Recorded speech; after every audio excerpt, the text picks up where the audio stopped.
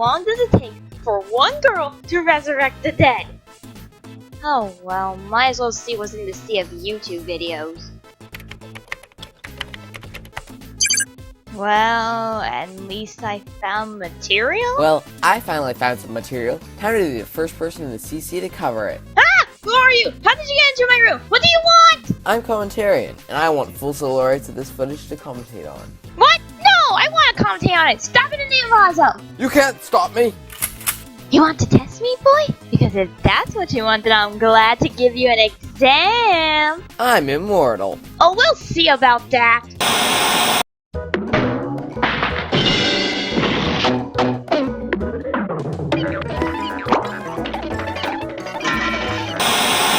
Okay, look. How about we both do it? Right here and right now. I'm Commentarian, and I approve of her message. Wouldn't this become a political commercial? When I realized that both of the political options kinda suck. Oh well. Cue the fancy intro!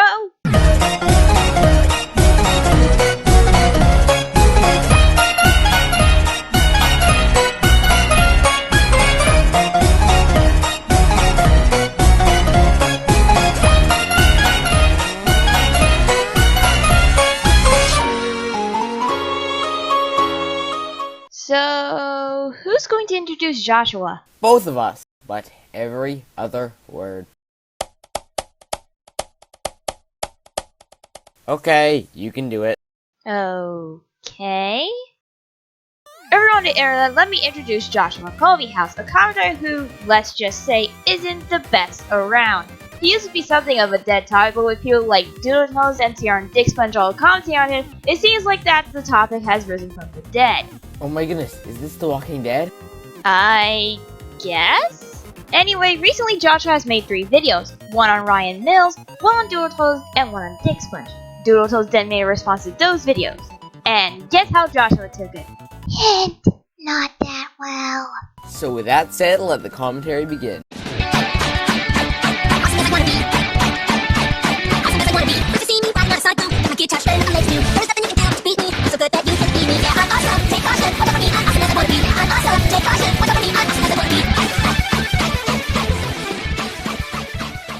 And I want to die already. Now we know Joshua has made a new intro at this point, but we want to cover what he did for this particular intro in case he ever does something like this again for a different avatar.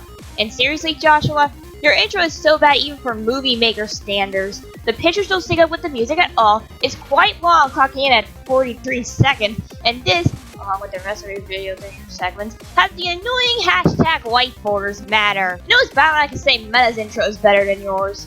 By the way, this is gonna hurt you even more later in the commentary. The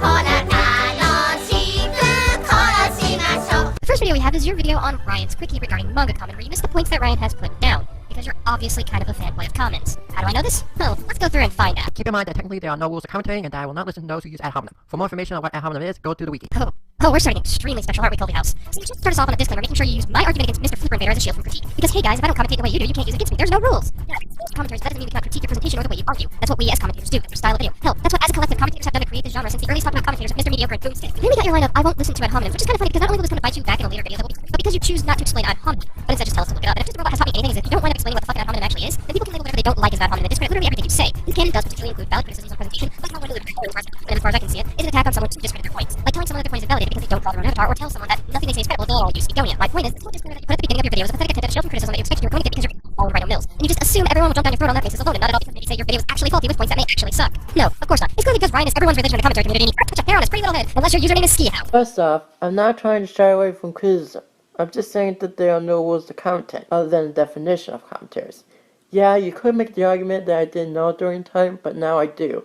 And dictionary is going to shoot on the foot later on. Second, if they're going to assume what ad hominem is and not look it up, that's their fault, not mine.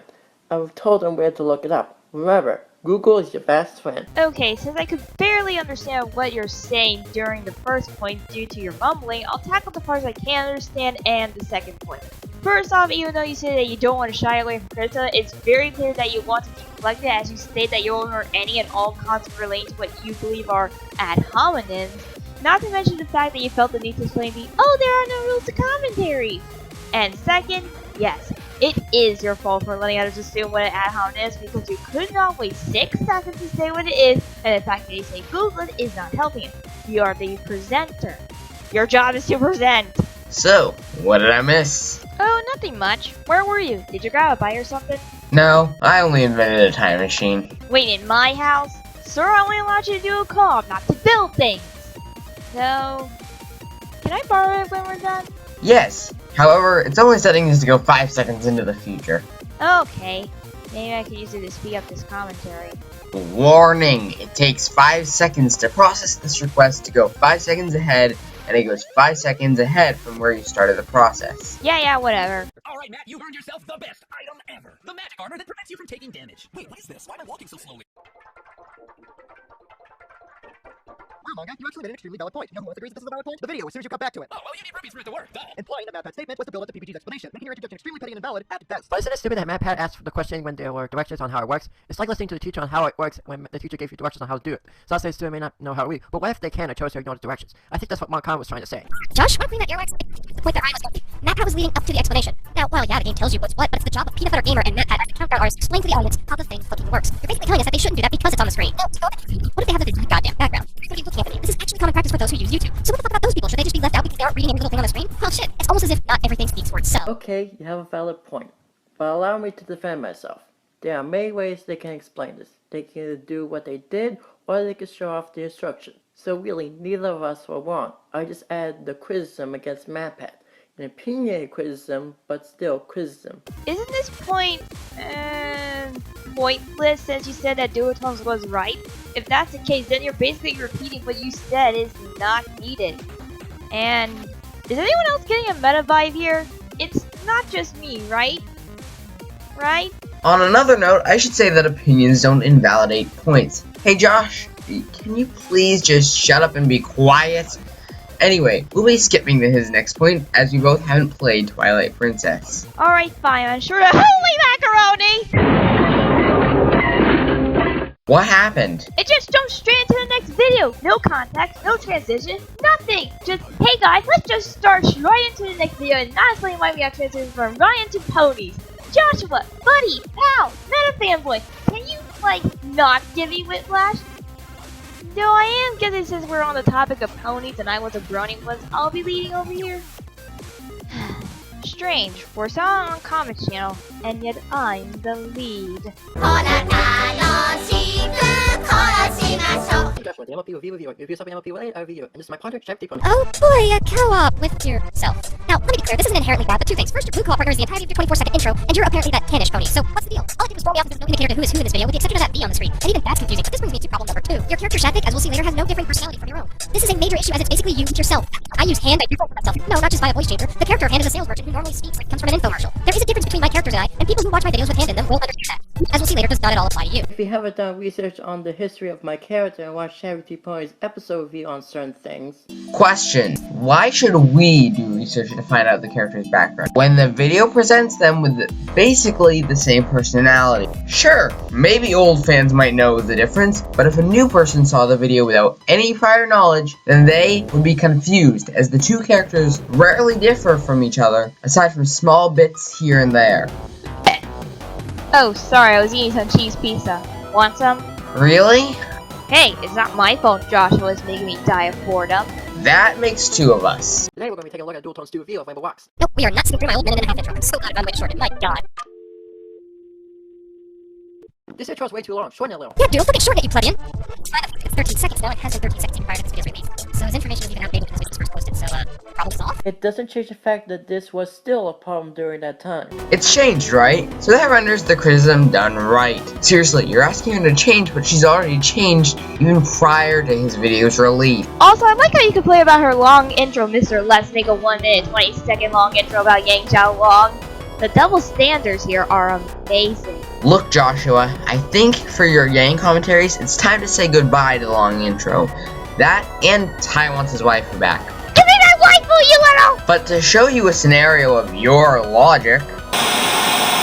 Yum, this pizza is good. I'm glad I have eaten it all. Azelf, you need to eat the pizza in front of you. But I just did. Azelf, you need to eat the pizza. Well, what was the point of killing me when I just ate it! I was just taking inspiration from Joshua, Azelf. Azelf, have you eaten?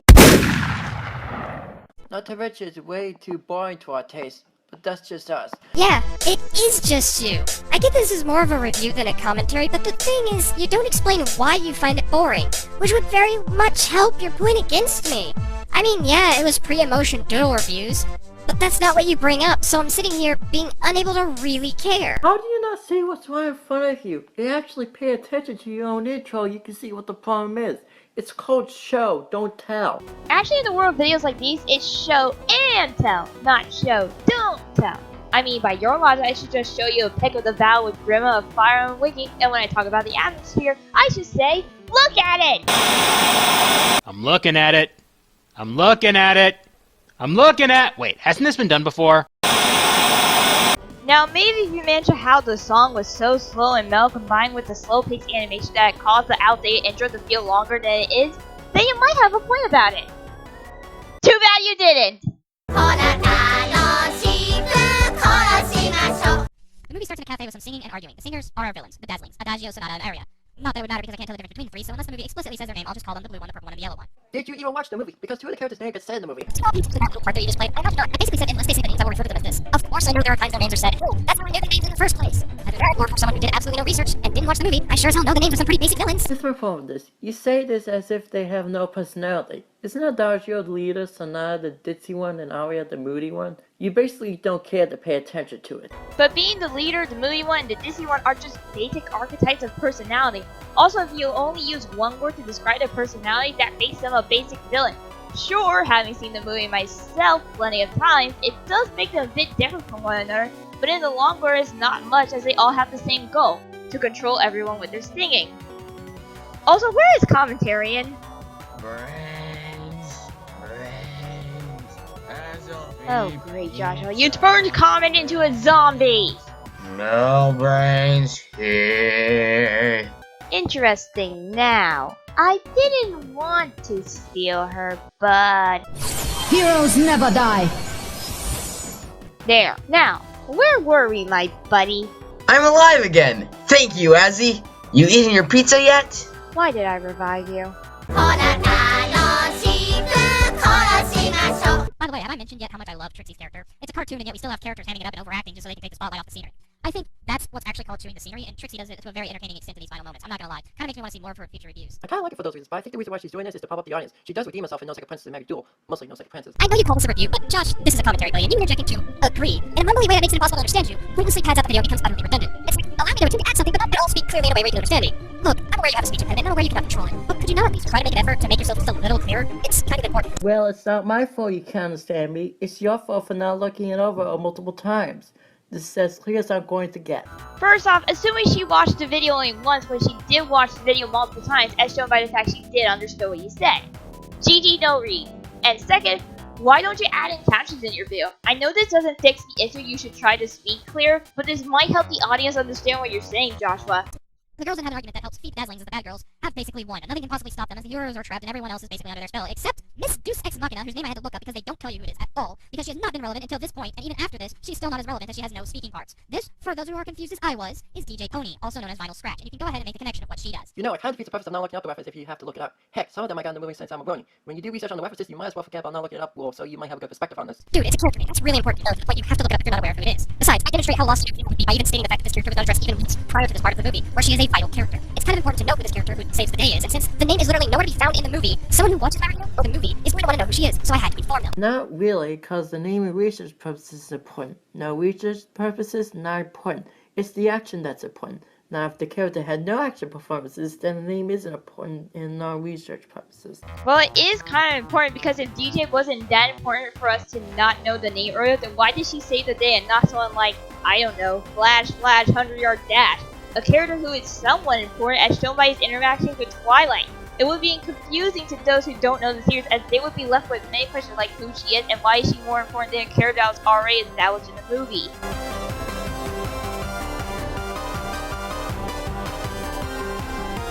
I'll be commentating on Dick Sponge Entertainment and his commentary on me. Now before I begin this, I will admit that I made a shortcut ways for no reason and will do text every time I use 10 words or less. Now with that out of the way, Let's get dangerous. What? I don't think I caught all of that. So there will be text wherever you have less than 10 words to say because you made a lot of cuts? Josh, is your editor screwing up? I guess that would be the only way I could see the cell phone box screen being here. hey Dualtones, am I asking someone to make a script? Cause wording isn't my best suit. Actually, you know what? No, I'm going to save that for later. Today's content, I'll be commenting on once again the mysterious presenter as most recent anime twist. I'm gonna be honest, I saw this first before I looked at what he reviewed. I don't think the Pop Goes 2016 reboot is all that bad. Here we come across a pretty big problem in a lot of Joshua's videos. So many of his targets are from, not that the video itself is actually bad, but, oh, I just like this thing, I need to defend its honor. This is not an opinion piece, this is a commentary. Treat it like a commentary. What kind of commentary? An expression of opinions or an offering of explanation? Because to be honest here, I'm using both. Here's the thing, Josh. Let's not just point with it. Your opinions will not invalidate points. Opinions are not arguments. In other words, it means nothing here. On top of that, we kind of have a genre of videos here that are used for the purposes of criticism, debate, and/or entertainment. Thus, meaning while you can have your opinion, it kind of holds no bearing here. I know that, but commentary doesn't always have to have points. It can be just opinions, though it would be nice if I actually include someone in with this. But Joshua, that still doesn't debunk her point that opinions don't debunk anything. You need a reminder of what opinions are. Not to mention that in the original video, you conveniently cut out the part of the definition that said explanations about an event or situation. Yeah, sure, it doesn't add much, but please never do that again. It makes you seem like you're cherry picking info in order to make you more in the right. And everyone knows how fun it is to be cherry picking, right? But Common, I need to have my onions matter. I must cherry pick or you'll hurt my precious. Hee hee. Cherry picking season is over, asshole. Now eat your pizza. No, you. This leads to another problem in Joshua's videos. He loves to use annoying buzzwords that pop up way too much. In what realm is complaining about lack of cohesion and continuity nitpicking? 1, he only said cohesion. 2, as long as they are making walls, it doesn't matter. Hex 76 linked to them all, so it does have cohesion. Cohesion, the action or act of forming a united whole. Alright, let's pull the 2021 gamers here and tell you straight up. In Powerpuff Girls, the status quo is gone. At the end of each episode, everything is reset in a way where it doesn't really matter what the moral is. That said, yes, the morals do hold a purpose. The morals hold a purpose for its younger targeted audience, not the characters. Teaching kids, don't be a dick, there's a time and place for goofing off, and just be yourself. So I won't say the morals are entirely pointless, but they are in no way there to keep cohesion, Josh. Sure, there is no cohesion in the moral, but there is in the story. Hey Josh, you do know this is entirely about the moral here, right? It's not about the story and their points as much as it is about the moral, okay, buddy? Another slightly smaller problem is an annoying tally game. It pops up almost all the time. So many of his videos have this little tally game trope that hasn't been used since like 2011. Even if it was used today, you still use it way too much. Does it really matter? No, really, does it matter? As long as I'm making points, that's all that matters. But see, the issue with that is your nitpick counter isn't making points. It's just calling out for saying it, nitpicking and moves on. And what's funny about this, and this is going to be a huge revelation, technically nitpicks aren't wrong. Yeah, they could be seen as tedious, and yeah, enough of them can cause an issue. Once it becomes an issue, you're going to have to explain why it's an issue for us. However, you don't actually do this. The nitpick counter is all we've got to go off of. Once again, it's their fault for not paying attention. If they don't know, then they need to ask. Yeah, it exists, but Doodle's point is still there. Nitpicks can amount to good critique. Pardon, you don't use too many of them. Azzy, anything to say on the matter? I swear I'm going to die by the end of this video. Joshua, allow me to repeat a point I said before. You are the presenter. Your job is to present. This includes explaining your point as to why having so many nitpicks is bad and why the nitpicks do not matter. If the audience doesn't get it and have to ask you, then that means you failed at your job. Also, hey Josh, a video and a conversation are two different things, so in the name of Doodle Towns, try again. Hey, try again usage matters. I don't think she'll care that much.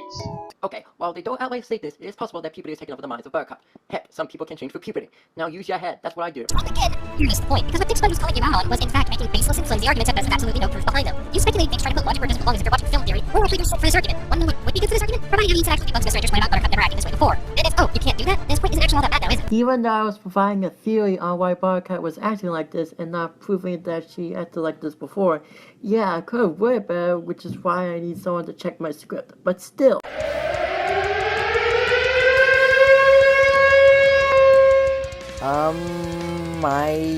What? Wait. What? You're telling us that you didn't have people check the script when you were making it? Why? Of all the things you should have learned by now, you should have learned that a script should be checked over not just by you, but also by others, right? And this is an easy problem you can fix. You have Doodle Skype, right? So just ask her to check the script. Now, maybe you might ask, but is she going to have a bias against the video? Well, if that's what you're worried about, then have her ask others to check it. Seriously, through Doodle, you can get people like MTR, Boonslayer, Master TV 10, and freaking Ryan Rhino Mills. and I'm sure at least one of them won't mind lending you a hand or two.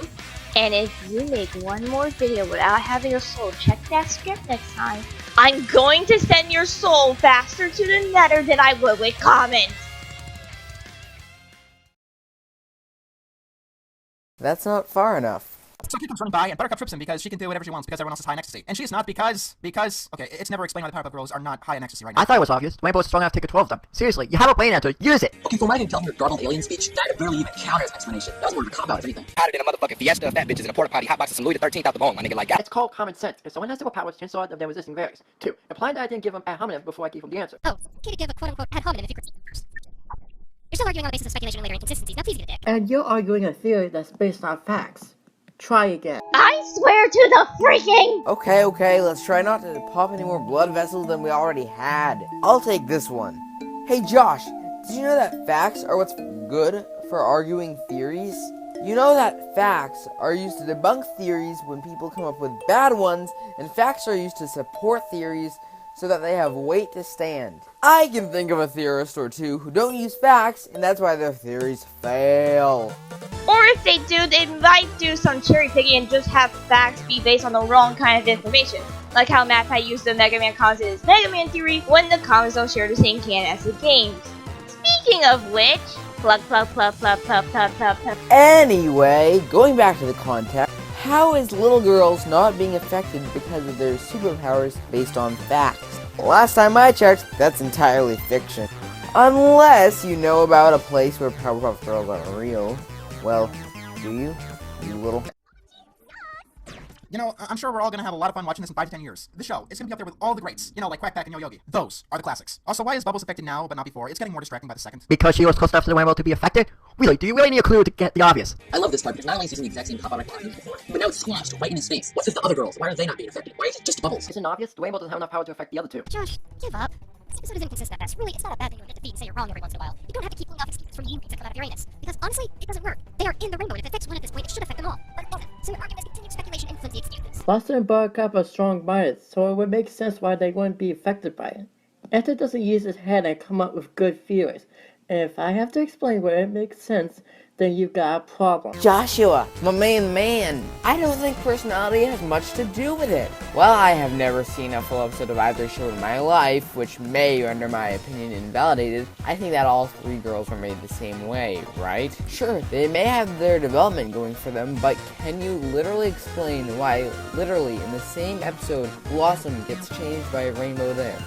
So then, this video is almost done. Good, because we're almost out of pizza. Azzy, did you eat? Get hit by a truck. Okay, here's a problem that I noticed that was most consistent with all of the episodes, even the more tolerable ones. The pacing of the stories. The pacing is absolutely shit most of the time. Sometimes they linger way too long in certain scenes, like here in the Panda's Raid, which takes up about half the episode. At other times they move too quickly, like the anarchy down below. You're supposed to show that this joy is bad. And to do that, we're gonna need to see a little bit more mayhem. I thought there was enough mayhem. You see, Enter, there's little time that they could show the mayhem. If they let go too quickly, it will leave others confused. You also need to keep kids in mind. Once again, this is not an opinion piece, this is a commentary. You can't just say, and just expect to get away with it. Implying I didn't explain the facts on time constraints. Pacing itself is the problem with the show in general. It's the time constraints. Oh, boom, this is a fun argument. Whenever I hear time constraints excuse good pacing, I legit want to flip them over my fix. Having that versus idea and knowing how to convince there are 2 aspects of the show that need to be taken into consideration. I mean, hell, they have a 22-minute time slot. You know, they could use that to fix the backwards pacing of the show without trying to shove 2 plots into one. And before you say, oh, the original show did that, sure, but they also knew how to fucking pace. Start at the Cartoon Network and see where that will get you. Final thoughts. While this wasn't the worst commentary because some of the points I made could have been bad wording, you basically missed the point. Dual tones, you're an idiot. Plain and simple. Now, with that out of the way, this is Joshua 8428, signing off. And no you two on that idiot part! Holy crap. We're almost there. Just gotta write a nice little conclusion. So, your final thoughts said this wasn't too bad of a commentary. Then why did you cover almost every single point she made? So, I think it's time for our final thoughts. I want to die. Right now. But, Azzy, you have so much to live for. It's fine. Just, holy rabbit Luigi. This was bad. Like, embarrassingly bad. Like, so bad that I am sure even Meta can do better. You see, and just restate all the points you originally stated, have Doodle Tone's points fly over your head faster than Yellow Dorito can over mine, and have the most backwards logic I have ever heard. Doesn't help that you can barely entertain the audience or even have good presentation. My advice? First, fix the presentation. The whiteboard can be really annoying, especially when you leave a black void in the middle sometimes, and you can use a few more jokes to not make the crowd die of boredom. Second, actually pay attention to what people are saying to you and don't repeat points or use the worst logic by far. And finally, as if I needed to say this after I screamed it to you, have people check the script. I'm sure you'll greatly improve even if you have one guy check it over and help you fix your flaws. And look, I think I get where you're coming from. You were kinda hurt that someone criticized you. I get that, but it takes a mature person to realize when they goofed up and to try again. So Joshua, please, for everyone's sake including yours, try again. So, sorry about breaking into your house. It's okay. Just never do that again. Also say your final thoughts before I push you out of my house. Final thoughts? Joshua, man, you messed up. From making pointless remarks to not understanding the thoughts your targets were giving you, you need to work on your speaking, acting, editing, and especially writing. Time to jump out the window. Hey, what? Why? Eat your pizza. You eat your pizza, you pleb!